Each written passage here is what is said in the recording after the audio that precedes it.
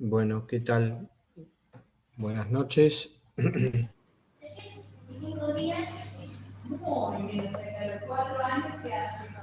Hola, profe, ¿cómo le va? Tenemos, ¿qué tal? Usted Bienvenido. sabe que le hago Este, una observación nada más. Recién sí. entré en la otra sala y hay muchos más alumnos. En esta sala estamos nosotros dos, pero en la que dice Ah, quinta clase poder, y me pasó lo mismo con otra profe sí. Y yo de entré en inglés. la que... ¿Cómo hacemos para Sí, sí. avisarles? Yo estoy en la otra clase, ya les aviso que ingresen a este link. Dale, dale. La verdad que me Les haces un aviso por favor. chat que ingresen Dale. a la de... no sé por qué Collaborate tiene esa situación de que te Ese tema, la permite verdad que entrar en estos las temas dos. técnicos no los manejo. Yo justo estaba viendo que no Sí, había sí, nadie. sí. Dale, si Acá, podés. acá le dejo Dale. avisado.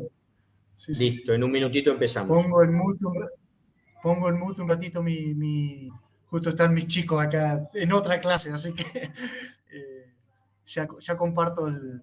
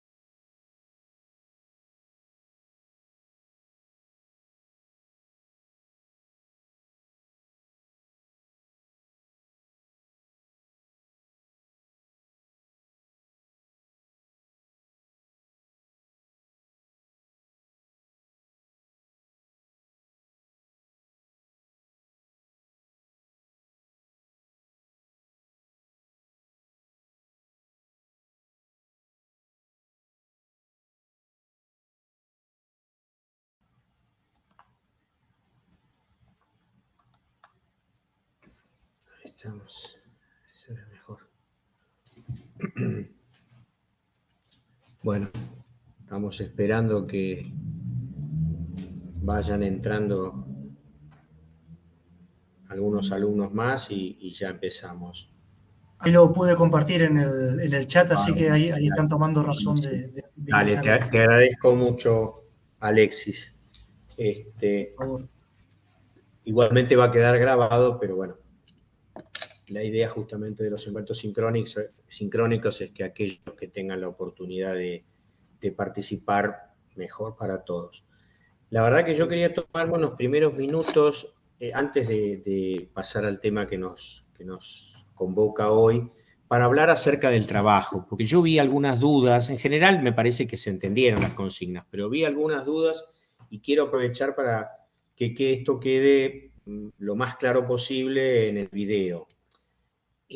La tarea que ustedes tienen que hacer es la siguiente. Tienen que ver la síntesis temática. La síntesis se divide en varias partes o capítulos. Al final de cada capítulo, de cada parte, hay una sección que dice actividades. En esa parte de actividades hay un montón de preguntas. Esas preguntas, para mí es importante que ustedes las vean porque después en el examen aparecen, no por ahí expresadas igual, pero sí de manera similar. Entonces la propuesta mía es que ustedes elijan dos temas, dos capítulos, no sé, Poder Ejecutivo y Poder Legislativo, Poder Judicial y Poder Ejecutivo, Teoría Constitucional y Poder Legislativo, dos. Y de esos dos, eligen 5 preguntas de cada tema que eligieron. Y las tienen que responder tal como están formuladas ahí. Eligen 5 que a ustedes les parezcan importantes y las contestan. ¿Qué utilizan para responder? La Constitución Nacional, la síntesis, el módulo, y después yo pasé algunos links de bibliografía que se puede conseguir de forma digital. Hay un libro, no es un libro, es un artículo bastante extenso que escribió un constitucionalista muy importante que se llama Néstor Sagüés, y que lo editó la Universidad Autónoma de México, la UNAM. Ese artículo que les pasé el link está en el foro de consultas. Se llama La Constitución Vigente y es una buena descripción de la Constitución. Ahí está bien. Y después está pueden buscar esto en Google, los libros de Vidar Campos, que tienen ya sus años, pero están perfectamente actualizados en los aspectos esenciales. Por ahí puede faltar algo del Consejo de la Magistratura, alguna actualización, pero lo básico está. Y después les mandé el link de una página web que es muy buena, del profesor Eduardo Pablo Jiménez. Eduardo Pablo Jiménez es profesor de Derecho Constitucional en Mar del Plata y es también camarista federal, es magistrado judicial. Y él tiene una página web donde en la parte de publicaciones, yo les mandé justo el link, ahí se puede acceder al libro de él y también está el libro del doctor Juan Vicente Sola. El libro de Sola es excelente, lo que pasa es que por ahí está organizado en función de fallos, que no es tanto a lo que apuntamos nosotros. Pero les repito entonces, toman la síntesis, eligen 2 de los temas o capítulos, de cada capítulo que eligieron toman 5 preguntas y las desarrollan. La semana próxima voy a estar habilitando una carpeta de envíos que va a quedar en el campus, yo les voy a avisar. A partir de que la carpeta de envíos está habilitada, ustedes pueden ir subiendo los trabajos. Recuerden que la fecha tope es el 9 de mayo. El 9 de mayo, última fecha. Si hay algún trabajo que esté mal, que hay algo que corregir, que ha sido incompleto, ha habido algún inconveniente, va a haber un recuperatorio, cuya fecha tope es el 30 de mayo. A partir del 30 de mayo, nosotros ya no podemos hacer más nada porque viene el momento de la carga de regularidades. Entonces, lamentablemente, ahí no va a haber más oportunidades para regularizar. Y recuerden que aquellos que quedan regularizados están en condiciones de rendir el examen final global de toda la materia, que usualmente consiste el examen en 4 preguntas a desarrollar. Para que contesten, ahora se contesta en el campus, de modo de contestar lo más completo posible. O sea que me pareció interesante que el trabajo regularizador sea un ensayo de lo que va a ser el examen final. Pensando que el examen final es sin bibliografía. O sea, ahí hay que... Pero acá, bueno, ustedes tienen tiempo para preparar las preguntas. Pero la idea es esa, la idea de que ustedes se explayen, de que respondan de la manera más completa posible. Bueno, esto se los digo a los que están presentes, que capaz ya lo saben, pero me interesa además que quede grabado para que todos aquellos que tienen alguna duda la puedan despejar. Igualmente, cualquier pregunta me la hacen, pero hubo un montón ya que me van respondiendo cuáles son los temas que han elegido. Otra cuestión que vi es acerca de alumnos que se les va habilitando la materia en forma tardía. Esto suele pasar por problemas de equivalencia.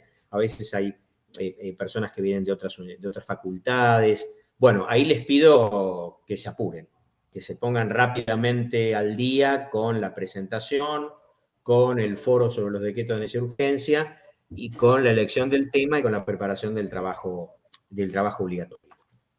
Bueno, ¿qué tal? Buenas noches. Dicho esto, hoy nos convocaba el tema del Poder Legislativo. Es un tema muy extenso, no se puede abarcar en una clase. La idea mía es ir comentando la Constitución, si a ustedes les parece bien, y a medida que surja alguna pregunta, la vamos respondiendo. No sé si hay alguna consulta con respecto al trabajo o quedó claro. Una consulta puede ser que me sembró una mínima duda. Yo ya presenté, me voy a centrar en el tema 1 y en la parte sexta de derechos, las garantías. Y está dividido en 2 las actividades. Por un lado hay una parte que es actividades generales y otras actividades para reflexionar. Y me gustaron las 2 que son para reflexionar, no. Había 2 puntos que estaban interesantes tratarlo, pero bueno, buscaré entonces por el otro lado. Eso lo dejamos que lo piensen ustedes. Vamos con las preguntas puntuales. Pedimos más información que opinión, pero lo otro está bueno que quede, ¿sí? Perdón, antes una cuestión que me consulta, creo que es una alumna. Hubo que modificar el cronograma de clases. La semana que viene no hay clase. Hay clase la otra. ¿Por qué motivo? Porque me solicitó una profesora de otra materia, de económicas, no sé, no recuerdo si era estadística o qué materia, que justo se superponía, da clase cada 15 días y se superponía con las clases mías, porque las clases de las otras docentes de la cátedra son los miércoles, las clases mías que son los martes, coincidía el horario. Entonces, como yo no tenía mucho problema en modificar, las modifiqué.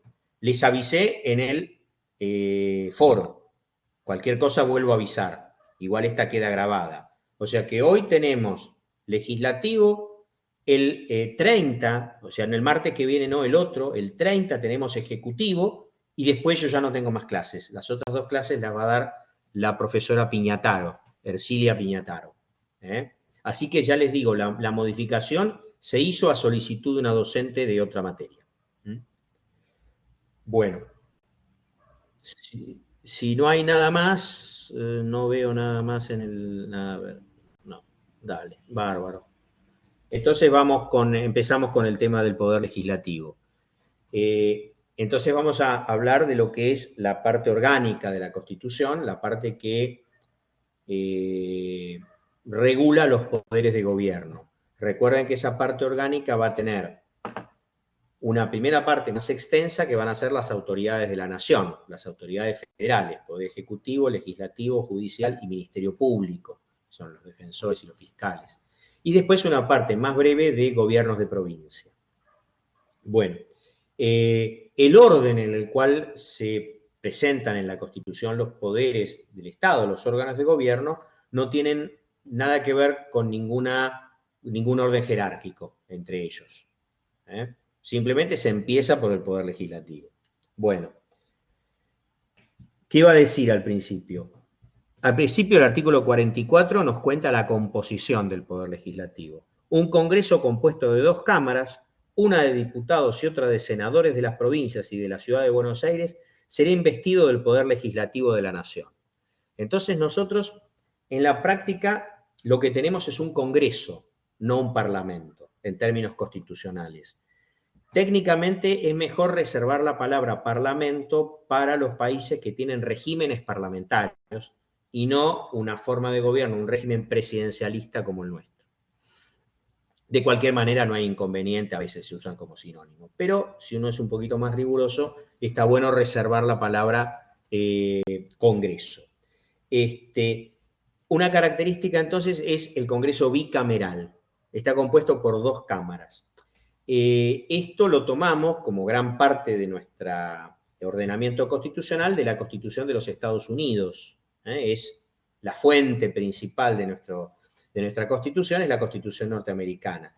Y en los Estados Unidos se eligió la forma de gobierno, la forma de un Congreso bicameral, tomando como ejemplo el Parlamento inglés, pero en realidad con una naturaleza de las cámaras totalmente distinta, porque en Inglaterra van a tener una Cámara de los Comunes y una Cámara de los Lores. En cambio, en Estados Unidos, como acá en la Argentina, vamos a tener una Cámara que va a representar a la población en su conjunto, que es la Cámara de Diputados, donde se van a elegir a los diputados que representan a toda la nación, independientemente que su elección sea por distrito, y después va a haber un Senado que va a representar a la población, pero a través de los ordenamientos provinciales. Ahí las provincias van a estar representadas en igualdad. Existe la misma cantidad de senadores por provincia. En cambio, no existe la misma cantidad de diputados por provincia. Tiene que ver con la población. Ambas cámaras son iguales jerárquicamente. No hay ninguna diferencia. La Constitución se ocupa primero de la Cámara de Diputados. El artículo 45 nos va a decir que la Cámara de Diputados se compondrá de representantes elegidos directamente por el pueblo de las provincias, de la Ciudad de Buenos Aires y de la capital en caso de traslado, que se consideran a este fin como distritos electorales de un solo Estado y a simple pluralidad de sufragios. El número de representantes será de 1 por cada 33.000 habitantes o fracción que no baje de 16.500. Después de la realización de cada censo, el Congreso fijará la representación con arreglo al mismo, pudiendo aumentar, pero no disminuir la base expresada para cada diputado. Bueno, este artículo se ocupa de cómo se compone la Cámara de Diputados. No hay un número fijo establecido por la Constitución, no sabemos. Eso va a depender de la cantidad de habitantes. Lo que te da el artículo 45, lo pongo acá, ahí está, a ver si ahí está, para que vayamos siguiendo qué artículo estamos comentando, es pautas acerca de cómo se tiene que componer el Congreso. Esas pautas van a servir para cuando se sancione la ley electoral. Ninguna ley electoral puede violar lo que dice la Constitución, porque la Constitución es suprema y las leyes están subordinadas a la Constitución. Entonces, fíjense que dice, representantes elegidos directamente. No puede haber un colegio electoral, la elección siempre es directa de diputados. No hay un cuerpo intermedio, como el caso de los colegios electorales. ¿Quiénes eligen? El pueblo de las provincias, la ciudad y la capital en caso de traslado. O sea, si se trasladara a la capital federal, la nueva capital elegiría diputados. Que se consideran este fin como distritos electorales de un solo estado y a simple pluralidad de sufragios. La simple pluralidad de sufragios está establecida para que no haya un sistema de doble vuelta. No es necesario obtener ninguna mayoría, no hay balotaje. Entran los que ganan la elección. El número de representantes, que ahí dice 33.000, eso no rige. Actualmente es 161.000. Esto está establecido en el Código Nacional Electoral. O fracción. No es 33.000. Se fue aumentando después de cada censo. A partir de cada censo se puede válidamente el Congreso modificar la cantidad de diputados que se eligen. Hoy hay 257 diputados, número que se mantiene fijo desde 1983. Además, existe otro tema que a veces se ha cuestionado, los constitucionalistas lo han cuestionado. Me parece que es un tema que no me va a hacer ganar amigos en un auditorio federal, pero lo voy a decir igual. ¿Qué pasó? Si vos tomás en función de la población esta fracción de 161.000, cada 160.000, uno. Un censo futuro podría establecer un mayor número, nunca un número menor, hoy de 161.000. Habría provincias que elegirían un diputado, o dos como mucho, muchas. Históricamente, a partir más o menos del año, creo que fue la primera vez en el año 58, en el gobierno de Frondizi, más o menos para esa época, se empezó a establecer que ninguna provincia podía tener un número, le establecía un piso de diputados, menos que eso no podía tener, o sea, ninguna podía tener uno. La verdad es que históricamente hay un artículo, el 46, que establecía cómo se componía el primer congreso, a ninguna provincia le daba menos de 2, eso es verdad. Pero actualmente, ninguna provincia elige menos de 5. Ninguna provincia. Entonces, ¿qué sucede? Vos haces el cálculo y por población deberían tener 2, ponele, o 3, y tienen 5. O sea, hay una sobrerepresentación de las provincias más chicas, que perjudica a los distritos más grandes. Pienso, la provincia de Buenos Aires, Córdoba, en orden, Córdoba, la ciudad de Buenos Aires, que igualmente está en declive y tiene su población como congelada, y Santa Fe, y Mendoza. Me parece que ahí son las provincias más numerosas, más pobladas. Entonces ahí algunos cuestionaban eso, además decían que había una multiplicidad de bancas, que podrían eventualmente quitarse esas bancas. Eso quedaría sometido a la ley electoral, la verdad es esa. ¿Qué leyes electorales hubo para elegir diputados en la Argentina? Muchas y muy diferentes. Rápidamente, y nos detenemos en la que está vigente. Hubo un sistema que se llamó de lista completa. En la lista completa el que ganaba se llevaba todos los cargos en disputa. Era la época del fraude, el siglo XIX, hasta que ganan los radicales, hasta que gana Irigoyen. Un sistema totalmente injusto, totalmente mayoritario y además fraudulento en nuestro caso.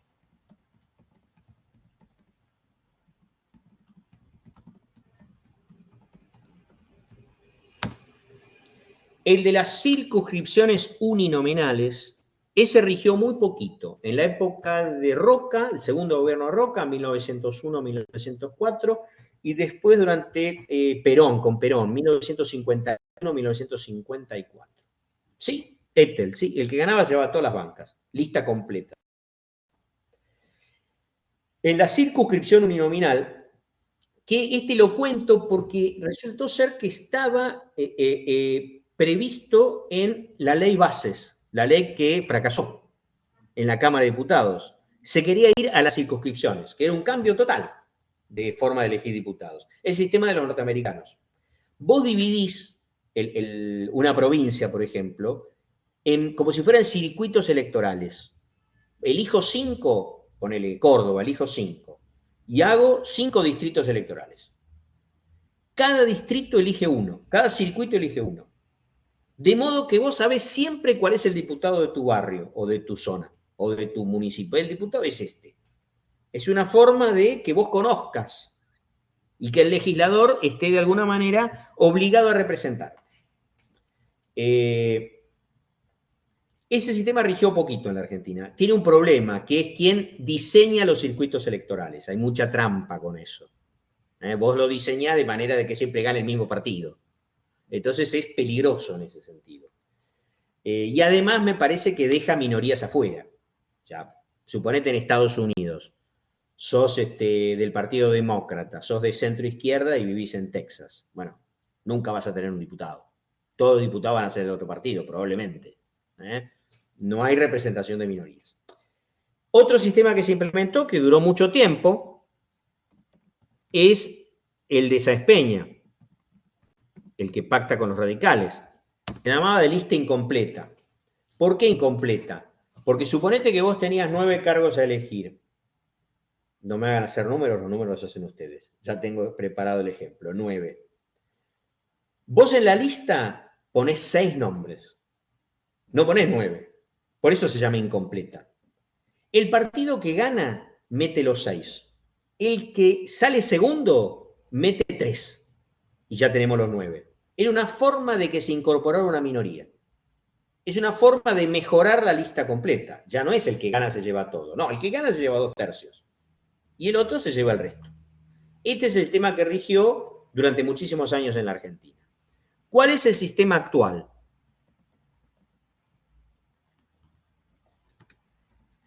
La representación proporcional.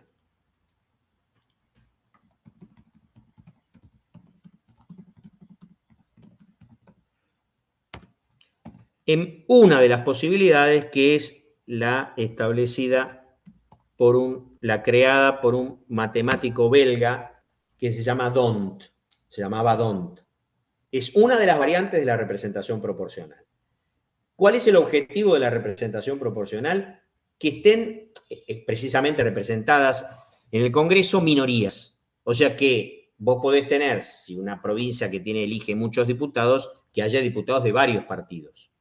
Vos vas asignando, en función de la cantidad de votos que se sacaron, un cálculo específico que establece el Código Nacional Electoral en virtud de lo que es el sistema D'Hondt.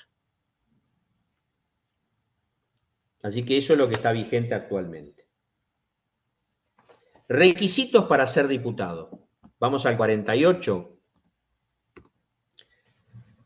Para ser diputado, o sea, para que te puedas incorporar a la Cámara, tenés que tener 25 años por lo menos, 4 años de ciudadanía en ejercicio. 4 años. Ciudadanía es el ejercicio de los derechos políticos. Y ser natural de la provincia que lo elija, o sea, haber nacido en la provincia, o 2 años de residencia inmediata en ella, o tener 2 años viviendo en la provincia. La verdad es que estos requisitos son bastante claros, sobre todo el de la edad. Con el único que puede haber algunas veces algún conflicto, algún problema, es con la residencia. Si vos naciste en una provincia, no hay problema. Siempre podés ser diputado por esa provincia, aunque no vivas ahí. El asunto es cuando vos no naciste ahí y querés ser diputado por ese distrito. A veces hay cuestionamientos con respecto a cómo se justifica el cambio de domicilio. Me parece que eso pasa mucho entre provincia de Buenos Aires y ciudad de Buenos Aires, por lo que uno se entera. Bueno. Esta pregunta me gustó. ¿Cuál es el requisito para tener cargos públicos? Hay uno, pero es muy genérico. Te pongo el número del artículo para que lo vean. No se exige ningún estudio y ninguna formación. La segunda parte del artículo 16, que es el que consagra la igualdad ante la ley, la igualdad, dice, todos sus habitantes, o sea, todos nosotros, son iguales ante la ley y admisibles en los empleos sin otra condición que la idoneidad.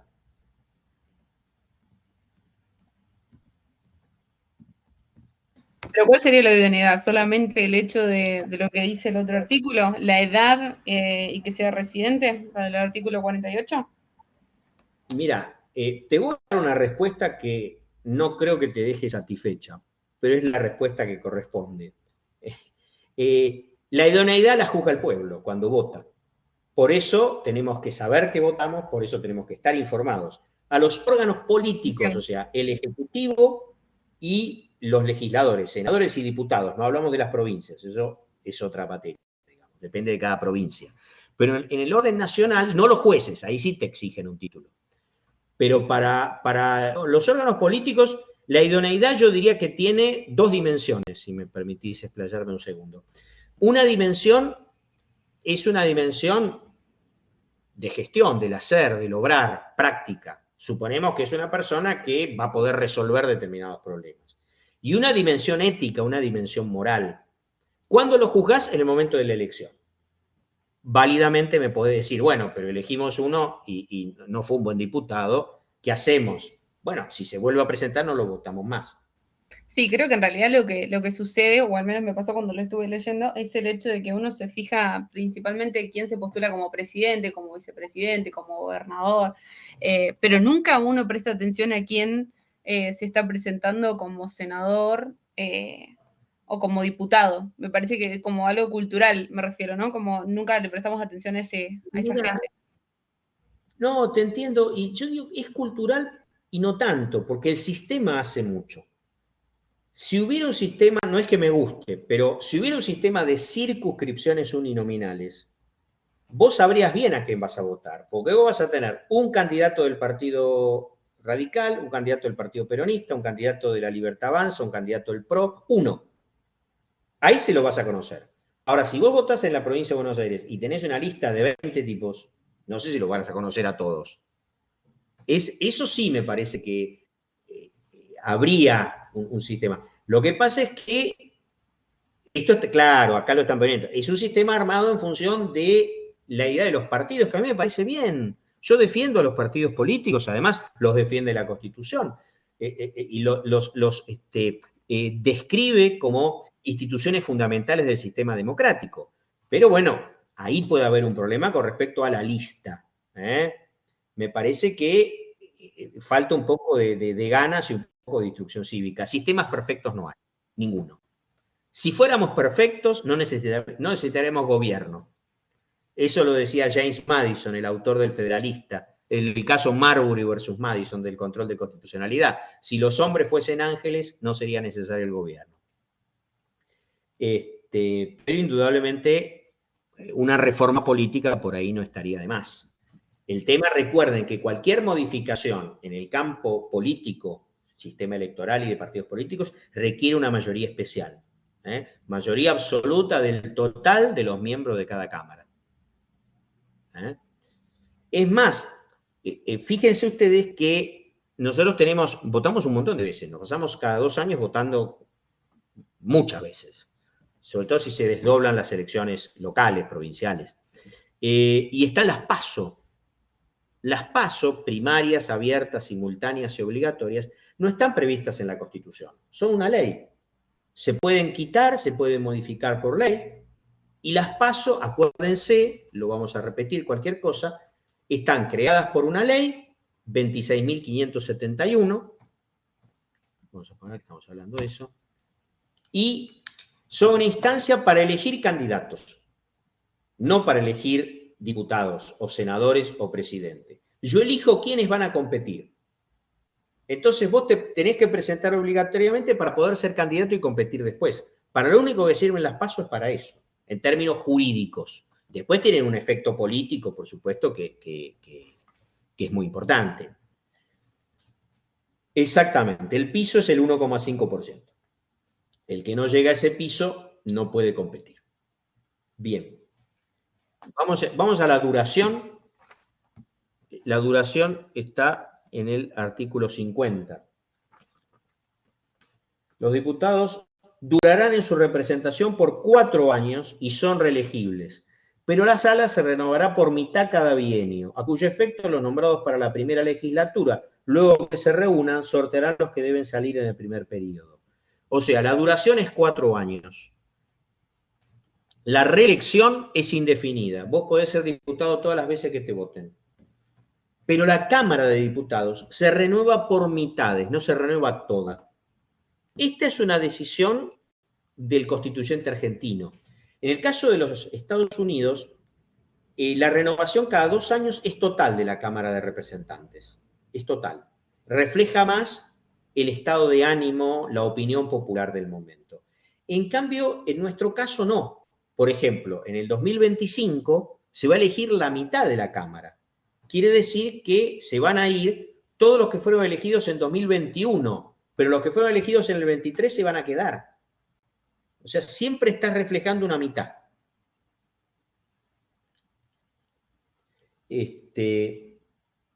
Bueno, la primera vez y después de cada golpe militar lo que se hacía era un sorteo, porque vos tenías que elegir. En el 83, por ejemplo, se eligió toda la Cámara de Diputados. Para poder elegir que se vaya la mitad y poder elegir la mitad en cada renovación cada 2 años, hubo que hacer un sorteo en el 83 y hubo algunos que en vez de 4 años tuvieron 2 años. Se tuvieron que ir al 85.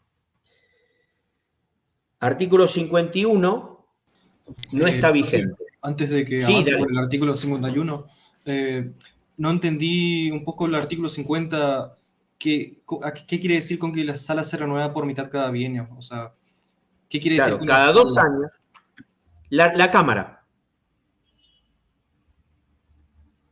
La Cámara, o sea, cuando vos vas a votar.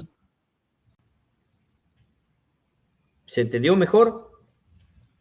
Cuando dice la sala se refiere. Quería pedir que explique un poco mejor eso porque no lo entendí bien.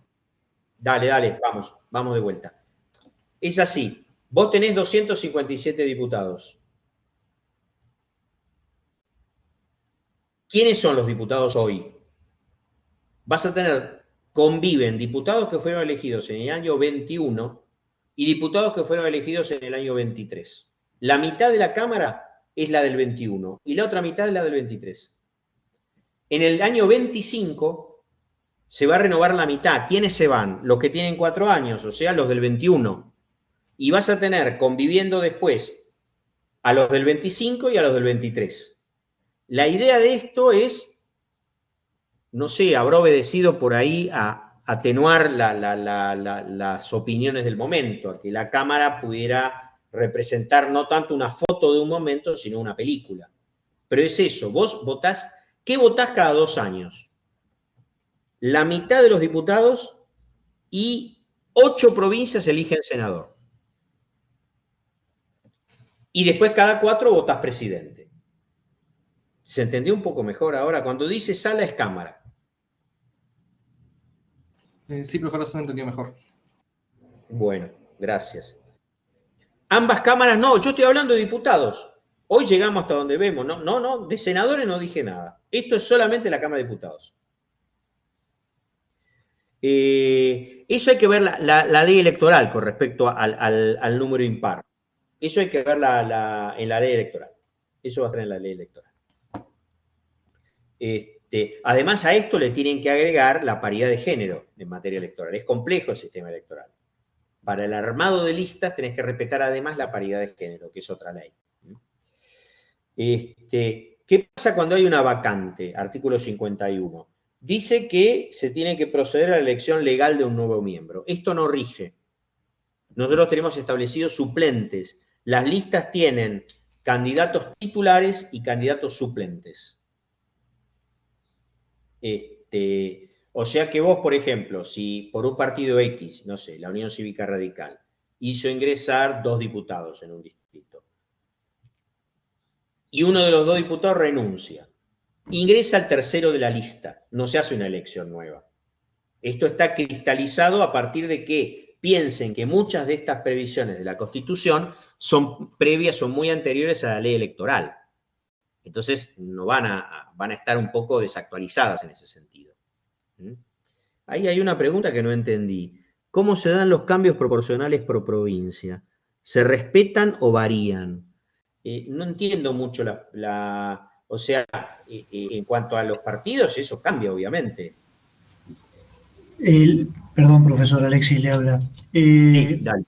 Quien formula esta pregunta. Cuando se renueva el 50% de la Cámara, entiendo que, o sea, ¿cómo se lleva adelante esta situación proporcional de los diputados sobre la cantidad de habitantes? No, la cantidad de habitantes, no, olvídate, la cantidad de habitantes la modificás por ley después de cada censo si querés. O sea que acá van a tener 5 o más siempre. Siempre. Ok. Entonces vos sabés que, suponete, una provincia elige 8. Entonces vos elegís 4, si el total es 8. Ahí está, ahí va. Y después elegís otros 4. Clarito. El número es fijo por provincia. Y después se verá cuando es impar, ahí sí será 3 y 2. Se entiende. Pero recuerden que se trata de buscar la mitad de cada distrito. Si no, sería desproporcionado. La mitad de 10 provincias y la mitad de otras 10. Ahí sería un lío. Ahí iba mi pregunta. Exactamente. Eso fue. Bueno, 52. La Cámara de Diputados le corresponde exclusivamente la iniciativa de leyes sobre contribuciones y reclutamiento de tropas. Como dicen los norteamericanos, dinero y sangre. Estos son los temas que utilizan exclusivamente por la Cámara. Proyecto de ley sobre impuestos entra por diputados. Profe, Reforma le hago una tributaria. consulta. Dale, ¿cómo no? En el artículo 51 en las vacantes, en caso de renuncia dijo que se corre la lista, sería, o sea, que si renuncia al segundo sube el tercero. Exactamente. Esto ya no se aplica más lo que está escrito. Bien, y en el caso de fallecimiento entra el suplente, ¿no es cierto? También. Sí, es lo mismo. Lo que pasa es que el suplente, la noción de suplente, ponele, si estamos en la provincia de Buenos Aires, y vos tenés en la lista 35 diputados, 30 diputados, y tu partido, y además hay 30 suplentes. Es un sabanazo, una lista grande. Bueno, vos en las elecciones pudiste hacer ingresar tu partido 16. Sí. El tipo que no entró, o sea, el número 17 se convierte en el primer suplente. No entra el suplente que está en la otra. No. Vos te convertís en suplente automáticamente porque no entraste. Y quedás a la espera. Puede ser renuncia, fallecimiento, puede ser que te nombren ministro, por ejemplo, y pedís licencia. Claro. Y ahí también ingresa el suplente. Bien, gracias, profe. Bueno, no de nada. El artículo 53 tiene que ver, lo incorporo, total, ya que le estamos leyendo la Constitución, no está de más. Tiene que ver con el juicio político. Sí. Quiero hacer una pregunta, no sé, no sé si me la va a contestar, es más opinión personal de usted. Vi en las redes sociales que se hizo un comentario sobre el tema de que muchos diputados no conocen la Constitución. No tienen como por ahí, aunque sea como obligación, al menos tener leída la Constitución. Entiendo lo de igual ante la ley y demás que dice el artículo 16, pero ¿no tienen al menos ese requisito en algún punto? No, no lo tienen. Deberían leerla y deberían conocerla. También hay que pensar una cosa. Los diputados tienen un cuerpo de asesores. No tienen por qué saber todas las materias.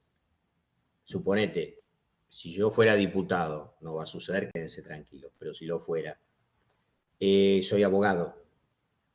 Y si tengo que preparar una ley sobre salud pública, y voy a tener que consultar a alguien. O sea, no es que vos tenés que tener un especialista de cada tema, pero se supone que tenés un cuerpo de asesores que es el que te va a, digamos, orientar con respecto a ciertos temas. Después, acuérdense otra cuestión que es muy importante y que no se ve, en los medios se ve el debate en el plenario, y esto sí era algo que quería decir. Es muy importante en el Congreso trabajo en las comisiones, que a veces está opacado, no se sabe. En las comisiones es el momento de escuchar, donde los legisladores, cada cámara se organiza para trabajar en comisiones, las comisiones se dividen por tema, la cantidad de comisiones está establecida en el reglamento de cada cámara, y vos podés integrar 3, 4 comisiones, ponele. Y ahí tenés, además del personal de tus asesores, tenés personal técnico de la comisión, y además podés escuchar, suponete, si vamos a hacer una ley de medicamentos, a los científicos, a los empresarios de la industria farmacéutica, a alguna organización que defiende los derechos del consumidor farmacéutico, X cosas. Así que me parece que el tema de la idoneidad de la preparación, estaría bueno que la preparación sea la mejor posible, pero se puede subsanar de esta otra manera. Bueno, muchos diputados son figuras, eso no entiendo qué significa figuras. Ahí, si me lo podés aclarar.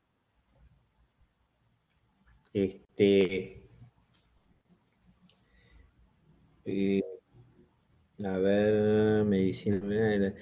Sí, a ver, digamos que con respecto a la reelección, uno dice que se eternizan en el cargo, que están siempre en el cargo, todo tiene su pro y su contra. Si vos tenés una persona que ha tenido varios mandatos y se ha desempeñado bien, eso está bien. Y además vas a ver el trabajo. Si vos tenés permanentemente una renovación y hay gente que recién llega, bueno, es probable que por ahí a esa gente le cueste un poquito aprender determinadas cuestiones. Yo diría que los diputados, además de conocer la Constitución, tienen que aprender el reglamento de la Cámara, que es la herramienta procesal que les permite participar y actuar en el marco del Congreso. Bueno, vamos al 53, que es otro tema que a veces suena. Habla del juicio político. La Cámara de Diputados acusa en el caso de juicio político. El juicio político es un proceso de destitución especial de máximo nivel institucional, por el cual el Congreso puede separar de su cargo, mientras lo está desempeñando, separar de su cargo algunos funcionarios. ¿Cuáles son? En el caso de la Cámara de Diputados, que cumple un rol de fiscal, te acusa. Presidente, vicepresidente, jefe de gabinete, ministros, ministro de presidente y miembros de la Corte Suprema. Solamente los jueces de la Corte. Los otros van al Consejo de la Magistratura y al Jurado de Enjuiciamiento. En el caso entonces, a estos funcionarios, con una mayoría que es la de 2/3 de los miembros presentes, la Cámara de Diputados los acusa y promueve su destitución antes de que termine el mandato. ¿Por qué motivos? Dicen, las causas de responsabilidad que se intenten contra ellos, por mal desempeño o por delito en el ejercicio de sus funciones o por crímenes comunes. O sea, hay 3 motivos. Vamos del final para adelante, al principio. Crímenes comunes, delitos previstos en el Código Penal.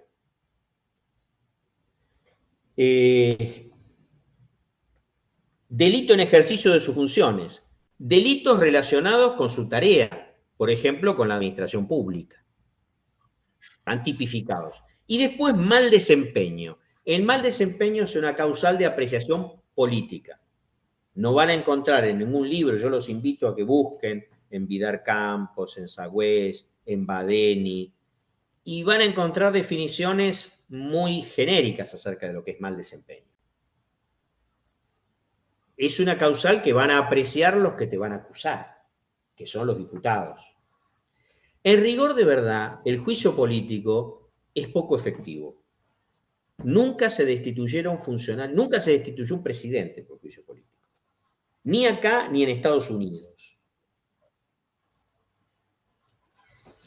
A ver, si un diputado mata a alguien en un accidente de tránsito, esto va a otra cosa. Me permito, total es una clase un poco anárquica, pero está buena porque van surgiendo preguntas. Ethel, mirá, la cosa es así.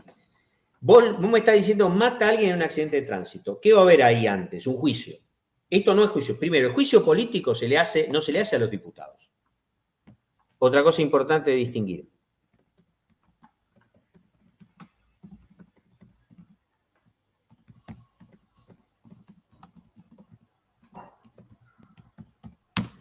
Juicio político, distinguirlo de destitución de los legisladores. El juicio político actúa en las dos cámaras. Diputados acusa y el Senado destituye. Juzga y destituye. En el caso de diputados o de senadores, cada cámara, en ejercicio de sus facultades reglamentarias, tal como lo establece el artículo 66, puede sancionar y destituir a sus miembros. Por ejemplo, por una inconducta. Ponele, en el caso que vos estás planteando, que planteaban del accidente, va a haber un juicio. Entonces acá es otra cosa. Si hay un juicio, interviene un juez, hay un proceso judicial. El legislador tiene inmunidad de arresto, pero no tiene inmunidad de proceso. El legislador se lo puede procesar, está procesado. Lo que no puede es ir preso. Recuerden que esto está establecido en el artículo 69 de la Constitución y que además hay una ley de fueros, la 25.320.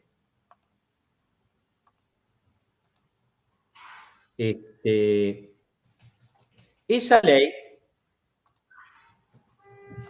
lo que te va a establecer es que vos no vas preso hasta que el juez lo pide. Cuando el juez lo pide, se lo pide a la Cámara respectiva y eso se llama desafuero, que está previsto en el artículo 70. La Cámara, cada Cámara, por separado, si es un diputado, la de diputados, si es un senador, el Senado, por 2/3 de los votos, te quita los fueros y te manda, ahí podés ir preso. Quedás, digamos, derivado a la justicia. Pero no tiene nada que ver con el juicio político. El juicio político es para el presidente, para los ministros, para el vice, no para los legisladores. Y acuérdense que este tema, que es el de las inmunidades o privilegios parlamentarios,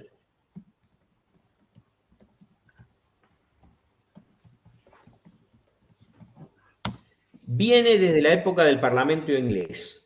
Era la manera que tenían los integrantes del Parlamento inglés de defenderse del rey, que era un rey absolutista, y los quería, por ejemplo, meter presos o no dejarlos hablar. Entonces, históricamente dijeron, a un legislador no se lo puede sancionar judicialmente por lo que dice. Inmunidad de opinión. Yo no puedo decir nada, él puede decir lo que quiera. Tiene fueros.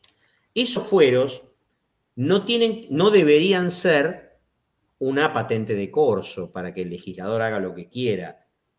Se consagran ¿para qué? Para que el Congreso trabaje bien. Esa es la finalidad. Y además se les concede en su carácter funcional, son tutelas funcionales. Se le concede porque él representa al pueblo, o representa a sus votantes, por lo menos. Bueno. No, el desafuero siempre tiene que haber antes un juicio. ¿Qué otra cosa hay que distinguir?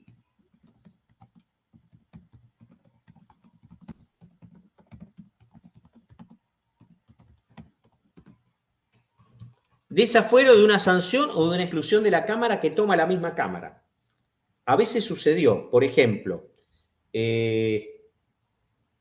hace bastantes años hubo un crimen muy terrible que tuvo muchísima repercusión pública, el caso de María Soledad Morales. Estamos hablando de principios de la década del 90.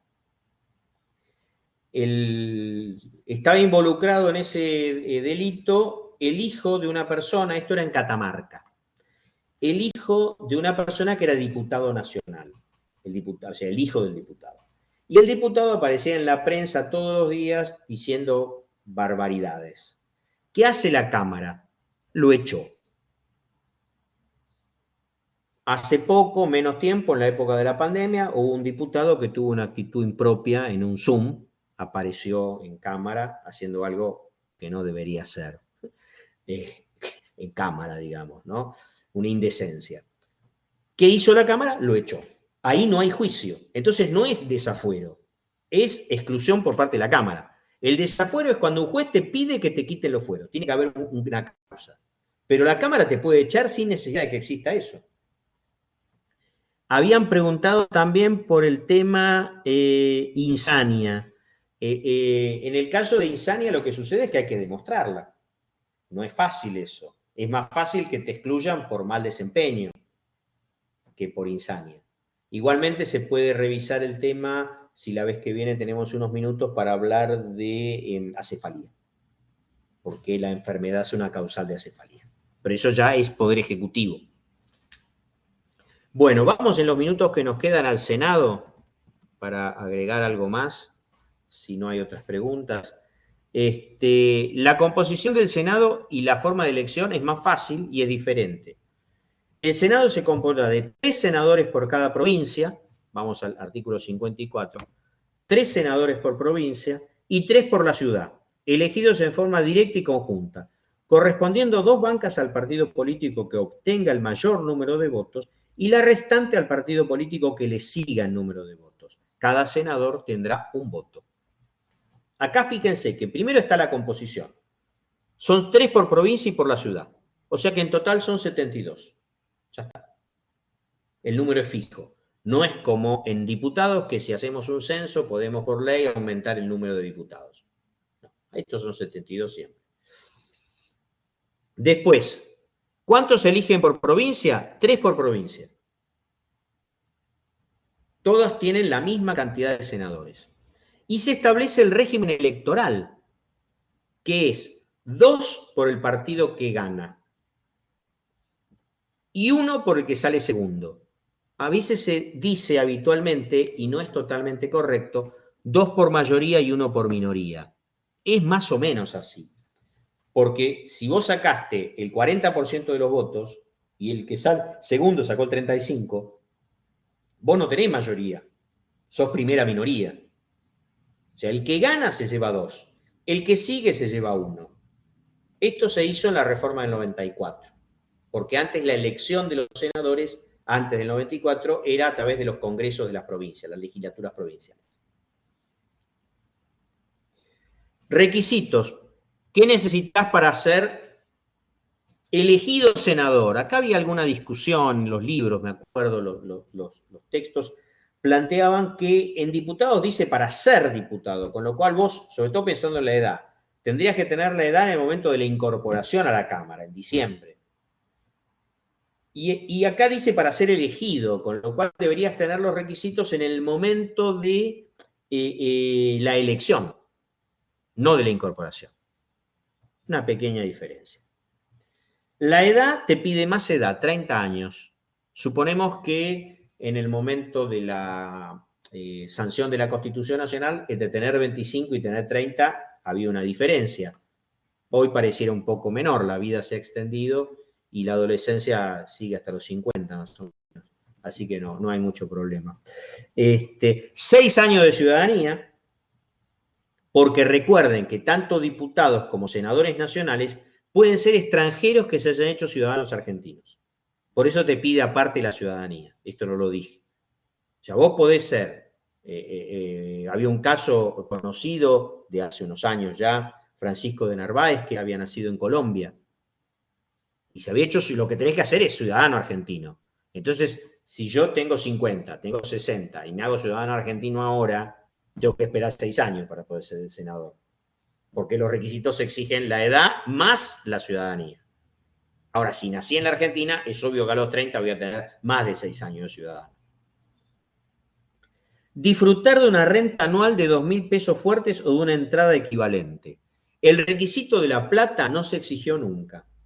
Fue una de las pocas cosas que se discutió en la Convención de 53, que fue una convención bastante rápida, donde no hubo muchos puntos de discusión. Esto, el tema de la Iglesia y el Estado, no, la religión oficial, no hubo más que eso. Y es un requisito común en las constituciones del siglo XIX, que establecían un requisito más que aristocrático, plutocrático, identificando al hombre libre con el hombre que tiene ingresos y al hombre ilustrado con el hombre que tiene ingresos. Es poco democrático, me parece. Nunca se exigió. Alguna vez, eso lo tiene detallado un constitucionalista que se llamaba Videgain, Carlos María Videgain, que fue uno de los mayores expertos en el poder legislativo, en una elección de diputados en la época de Irigoyen, en el 19, en el 20, por ahí, se objetó el diploma para ingresar de una persona que estaba en quiebra, con el argumento de que si estabas quebrado no podías tener un ingreso, no podías tener ese ingreso. ¿Qué cantidad de plata es? No sé, pregúntenle al profesor de Historia Económica o de régimen monetario. Alguna vez vi la cuenta y era muchísimo. Habitualmente cuando te vas más atrás, la moneda vale más, ¿no es cierto? Si vos haces el cálculo ahora, pero no sé cuánto serían 2.000 pesos fuertes, ni idea. Nunca se pidió, está como no escrito, derogado por la costumbre, por una costumbre en contrario. Y después dice finalmente ser natural de la provincia que lo elija o con 2 años de residencia inmediata en ella. Acá es igual al caso de los diputados. Después, duración. Hay diferencias. Una cosa que podemos sacar de acá es algún cuadrito, alguna diferencia entre un senador y un diputado. Piensen diferencias entre senadores y diputados y entre la Cámara de Senadores y la Cámara de Diputados. Por ejemplo, los proyectos de ley que empiezan en una y que empiezan en otra. Vamos, yo creo, me voy a fijar si en el material complementario no había algún PowerPoint, y hay una clase de Poder Legislativo vieja, que está grabada. Yo no pido que la saquen porque me parece que siguen siendo útiles, mírenlas. Y ahí está el tema más sistematizado por ahí en estos encuentros que son un poco más dinámicos porque no están grabados previamente. Duración de los senadores 6 años, los diputados 4, los senadores 6. Reelección de los senadores también es indefinida. Se puede reelegir a los senadores todas las veces que la gente los vote. No, los requisitos es la idoneidad, presidente, vicepresidente, diputados y senadores. Requisito, artículo 16, la idoneidad para ejercer cargos públicos. Idoneidad moral, juzgada por el que te elige. El que te elige se supone, el soberano es el pueblo, se supone que es el que debe juzgar la idoneidad de la persona. No es un gobierno democrático, no es un gobierno de expertos. La idea del gobierno democrático es que se ejerza la soberanía popular y que haya un modelo republicano de controles y que los mandatos no sean eternos. Cada tanto lo tengas que revalidar o no haya reelección. Me parece que ahí está la clave, no tanto en un gobierno de expertos. No sería un modelo tecnocrático, sería un modelo democrático.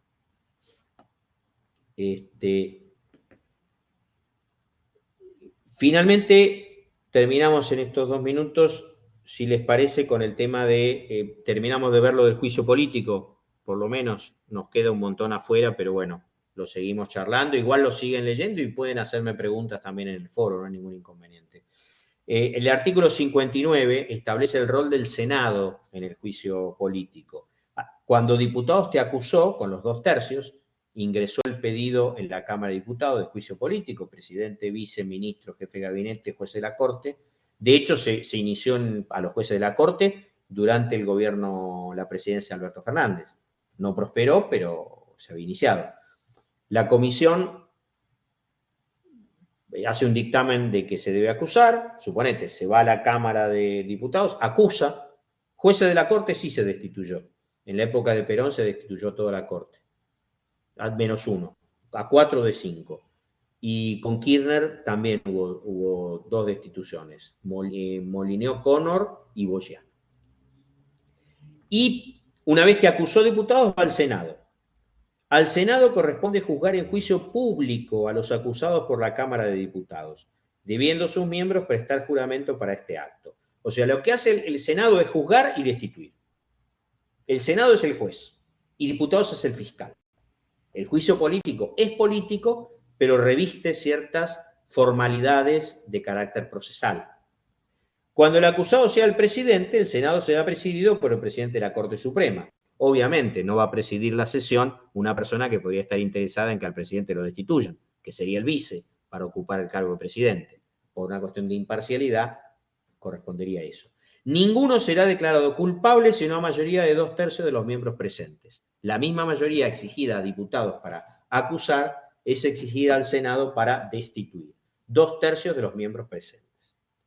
El fallo no tendrá más efecto que destituir al acusado y aún declararle incapaz de ocupar ningún empleo de honor, de confianza o a sueldo de la nación.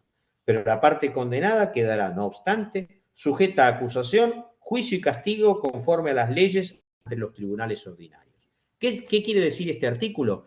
Que el único objetivo del juicio político es sacarte del cargo. Si vos cometiste un delito, el delito lo va a juzgar el juez competente. No lo va a juzgar la Cámara, te destituyó. Si es por mal desempeño, no hay nada que juzgar, porque te sacaron porque estás haciendo las cosas mal. Ahora, si se presume que hubo un delito y hay alguna prueba, se girará todo lo que se dijo en las sesiones y formará parte del expediente judicial. Además, otra accesoria es la inhabilitación para ejercer cargos públicos. Te pueden decir, aparte que te sacamos, no vas a poder ejercer, o sea, no vas a poder ejercer tu derecho ciudadano, no te van a poder votar, no vas a poder ocupar cargos. Bueno, espero que se haya entendido algo. Por supuesto, quedó muchísimo afuera, pero bueno, me pareció mejor darle esta dinámica a la clase. Entonces recuerden, yo igual voy a poner el mensaje en el foro, nos vemos no la semana que viene, sino la otra. Y la próxima semana sí voy a estar habilitando la carpeta de envíos para los trabajos obligatorios. Bueno. Profe, ¿le puedo hacer preguntas? Perdón. Sí. Preguntar, pregunto yo.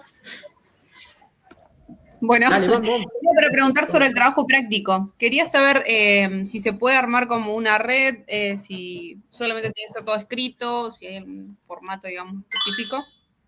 A ver, yo lo que les pido es que respeten lo siguiente.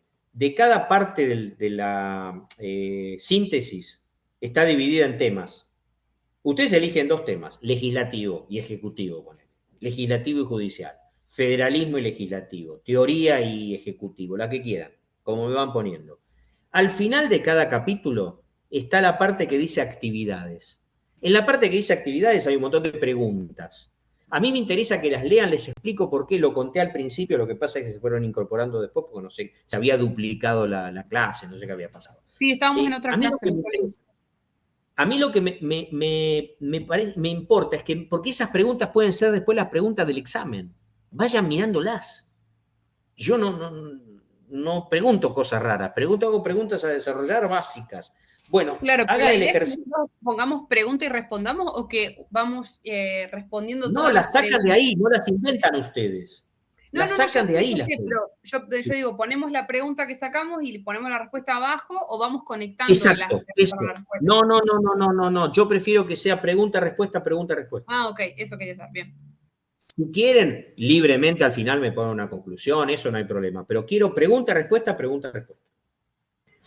Profe, mi consulta es, yo saqué estaba leyendo el tema, una pregunta sobre las elecciones presidenciales.